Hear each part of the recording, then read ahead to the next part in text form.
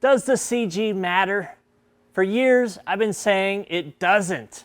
What's up, guys? Brunsnick's back, and we're here to test two evil eyes, same pin positions, different CG locations to see if it matters.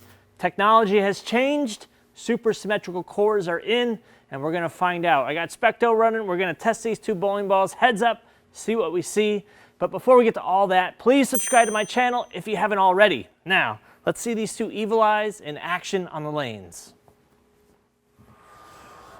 All right, so all the talk is on the evil eye and the super symmetrical with the 6 layouts and that protrusion that we talk about. So inherently, the CG has never mattered. Everybody thought it mattered, but it never mattered when it comes to side weights, finger weight, top weight, all that stuff. It doesn't influence ball reaction. Even the USBC proved that. I've been spouting this for 20 years plus, but now technology has come along that has proved me wrong. So we have my original evil eye here, 60 by 4.5 by 20, and I love this ball so much, calling it the best ball of 2025, but it got me thinking, looking at the sheet, if I go with a 20-degree drill angle, so swinging the CG from here to here, and missing that protrusion with the thumb, is it going to change the ball reaction? So that's what we're here to find out. We're bowling on Crown Jewel, my favorite house shot, your favorite house shot, everybody's favorite house shot, you know what it is.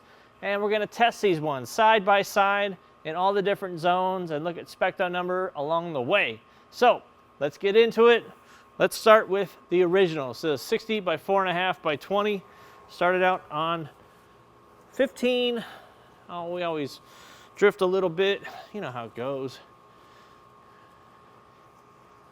All right. Let's test it out.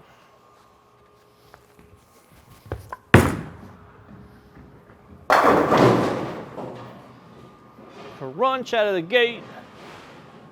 Now these bowling balls have lane shined a little bit. I've allowed them to get to about the same part. I bowled the review with the original and then I bowled league as well. You guys all saw that video.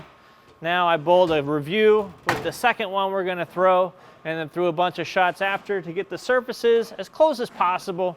They look pretty good. They look close. For argument's sake, they're the closest. How about that? So now we got the second one that we drilled, 20 by 4.5 by 20. So all we did was we shifted this CG out. Same pin position, same VAL angle, and now we're gonna see zone 1 again.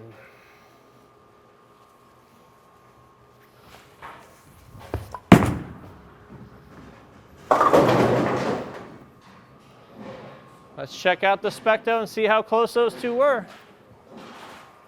Look like those are thrown identical. Same line, and the second one started up a little bit sooner, and it finished through the face. So there was quite a bit of difference there off the break point through the front. They were identical thrown, and now we're gonna start moving in and see. So once we compare all these numbers, we're gonna get an idea, especially when we start moving in. So the whole idea of this second layout, by missing the protrusion, is to stabilize the flare a little bit more and eliminate most of the intermediate. So I think the intermediate shot up there, and this one should be a little bit lower. So what does that equate to? It makes it basically more like a symmetrical ball. A symmetrical ball typically has a little bit longer hook window and a little bit more continuation. When you raise the intermediate, you shorten the hook window and make it more abrupt, more skid flip, more forward roll. So we'll see.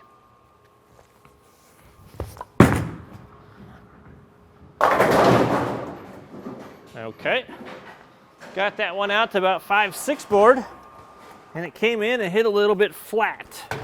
So let's change bowling balls back to the 60. That's what we'll refer to them, the 60 and the 20. Easy, easy. We'll throw another shot right there and see. What do we got here? Target, same spot, same everything.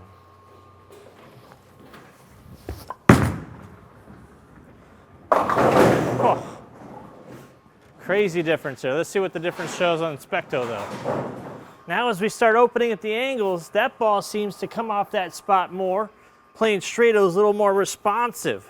Quite a bit of difference from those two just by shifting the CG and missing the protrusion versus hitting it. So let's move another 5. Let's see what else we see as we get into this video more. Now, as I bowled with the 60 in the video review, you saw schmutz. Got schmutz in the thumb. A lot of schmutz. You saw it get better and better as I moved in. Now, can the other one keep up with a little bit less dynamic properties in it? We'll see. Out to 5. Oh! Kick that 10 out of there. Boy! Seeing a lot of the same stuff from the 60 degree. Now we're going to try the 20 degree. Try to throw it right on top of that line and see what we see. Because I'm always interested in the science of it. You know, the whole CGNOMADDAH thing, I had fun with it back in the day. I had shirts printed, the originals. Now we got some new ones up on Inside Bowling. Let's get this switched over to the 20. Let's throw that same shot.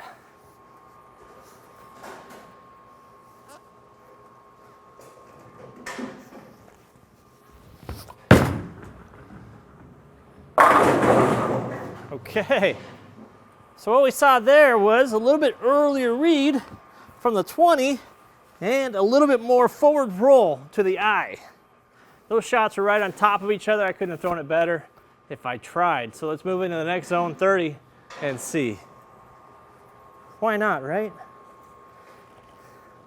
Same ball. We're doing the 20 now.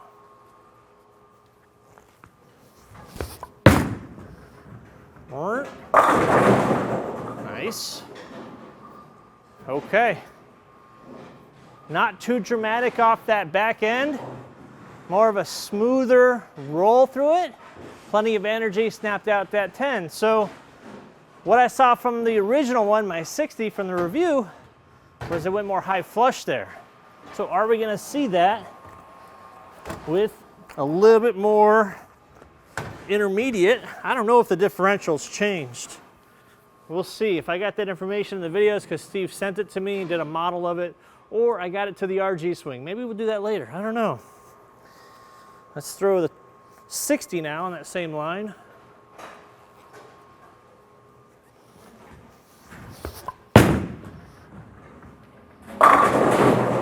Oh, quite a bit of visual difference there. Let's see what SPECTO has to offer. Yeah, we're seeing a lot of what we saw in the review with the continuation back end, all that good stuff, that torque at the end with the 60 by 4.5 20. The 20 seems to be a little bit smoother off that spot, a little longer hook window, so it comes behind the head pin. Let's throw one more shot, each in 35 now. Last zone we're going to test.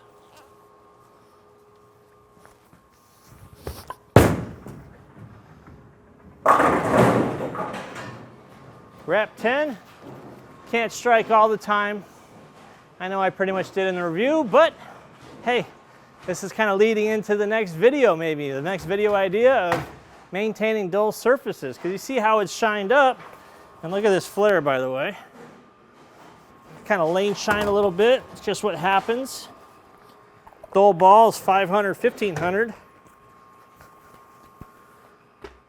It's not going to stay that way forever. You got to take care of it.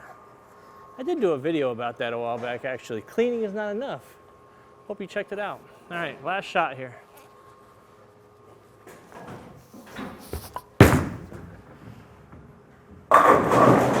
Cool. I think that was right on. Slower response looks like. What do you think? Started a little bit further right, but it still had that same look. So I would say between the two, there's probably a board or two difference. And I know you're thinking, like, that's not very much. It's not really enough to really separate the two and get to. And I'm not saying you should. I'm just more interested in the science of it, trying it out, seeing if there is a visual difference to me between the two just by shifting the CG, and if there's a measurable difference we can spot on SPECTO, which we've looked at along the way. I don't look at it till after. But that's all for today. Hope you learned a little bit more about the Evil Eye and the different layouts. Now, I didn't go off the sheet. This is merely a curiosity for me. I always like to tinker when we get new technology that really stretches the limits of bowling ball drilling and dynamics, I'm going to jump in. I want to find out. The first ball really impressed me. I want to see what others do. At the very least, I got another Evil Eye to play with and tinker with, and we're going to do some more videos in the future. So hope you liked it. Check out the merch Inside Bowling for all the OGs with the CG No Matter. I know you're out there still. And check out the crew. Memberships are available. Till then, see you on the next video.